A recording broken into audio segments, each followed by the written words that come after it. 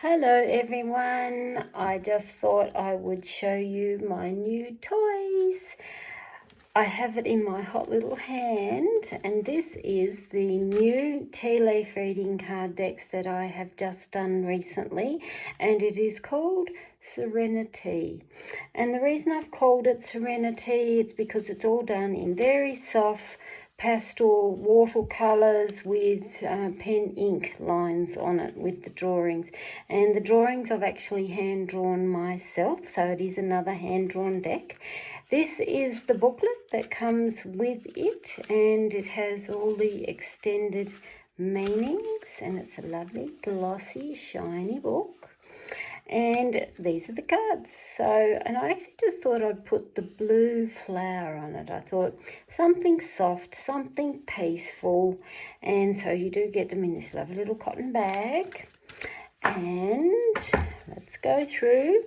I won't go through the whole deck, but I'll just show you. This here is just the cover card that talks a little bit about the arrows and the directions.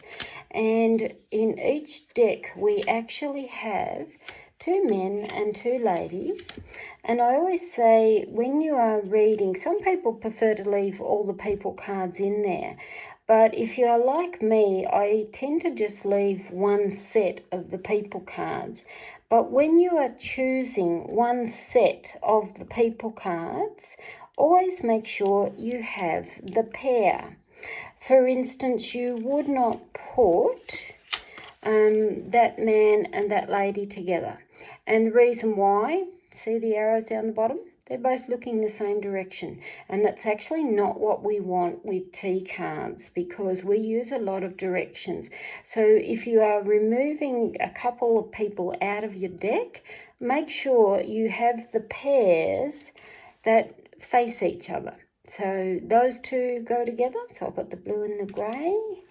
And then I've also got the lady in pink and the lady in his lovely shirt, the man in his shirt. So always choose a couple of people that face each other.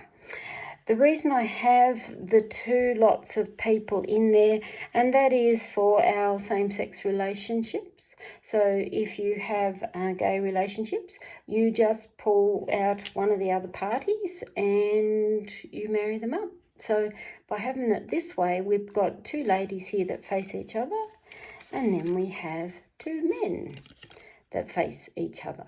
So if you are one to pull your people cards out, I would say pull out one pair and then do your reading. So I'll just pop these aside. Now I'm going to actually have a shuffle. That's the back of the card, by the way. It's just a plain blue watercolour. And let's have a look at these cards. And I'm just going to do a very general and say, what does the month of February hold for us all? So let's have a look and see what the month of February has for us all. Now, I use it's an unusual sort of spread, and you often see me use it in my lives, and I actually am just laying them face down because it's easier to get a soft reveal. So this card here will tell us the basis of the month of February. These things here will tell us the workings of the month of February, and these 2 here will tell me how the month of February rounds out. So what's the basis for month of February? Let me just zoom in a little bit more here. The moon. Moon's actually really nice. It's a 28-day cycle, so February, we're in a short month. The moon here would tell me, though, the month overall could be quite emotional, because moon is about our emotions, and it often means how are we reflecting to the outside world. And sometimes I say a moon is like a mirror. It is time to hold up the mirror and have a look at yourself as well as the situations that are around you. So moon here could be very reflective on what you need to mirror up. So, what is the workings of the mirror?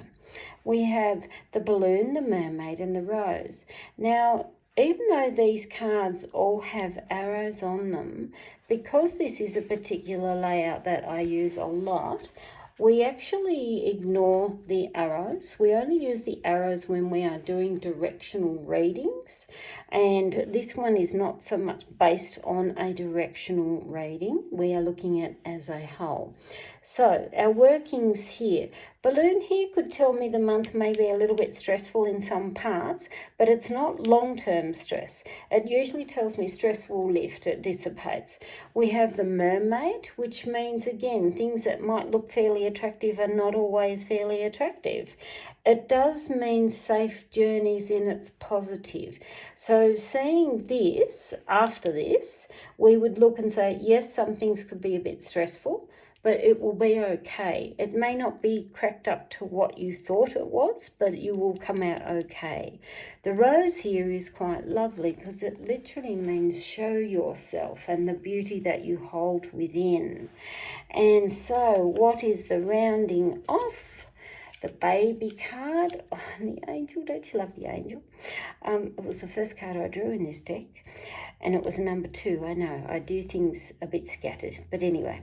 The baby carriage or the child, and the angel, which tells me new beginnings and lovely things that come out of the month of February, and you couldn't get a better card to round off on, which is the angel. And the angel tells about the most positive things that can possibly come to us. Literally a divine intervention for the month. So there you have it. This is Serenity, and it is a lovely watercolour deck. It is a bridge size. It is high gloss finish. You can see the shimmy on that. And the book, that's the bag. That's the booklet, again in high gloss. And it's a 50 card deck with 2 ladies and 2 men. So there you have it. There is Grand Tableau or GT casting mats that are coming with this, but I don't yet have those in stock until around the middle of the month. So there's Serenity. Have a good day.